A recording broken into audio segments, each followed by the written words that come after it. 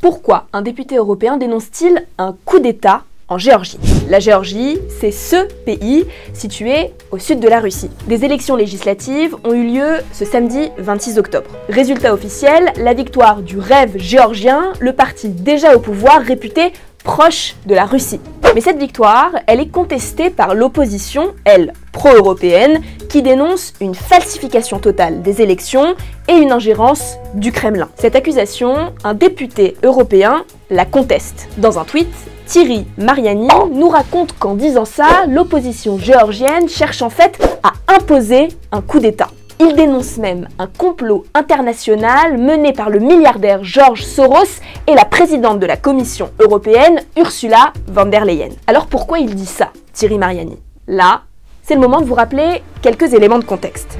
La Géorgie, c'est une ex-république soviétique indépendante depuis 1991. Depuis 2008, à peu près 20% du territoire est occupé par la Russie. Mais ça fait aussi plusieurs années que la Géorgie cherche à s'extirper de cette influence. Pas question pour le Kremlin de la laisser s'échapper. Alors, il développe un storytelling bien connu. Tous les pays qui se tourneraient vers l'Occident seraient en fait manipulés par une élite étrangère. Действия западные глобалистские элиты, в том числе, пытаются отвлечь внимание своих собственных граждан от острых социально-экономических проблем.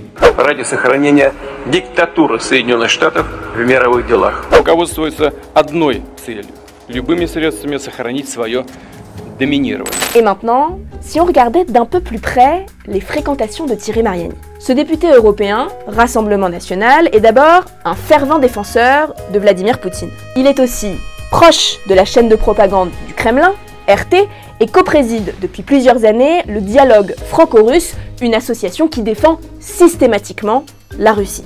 Alors est-ce que ça veut dire que le Kremlin a mis son nez dans les élections géorgiennes? Plusieurs observateurs internationaux et indépendants ont notamment évoqué des violations électorales significatives. Est-ce que ces irrégularités peuvent invalider le résultat officiel des élections?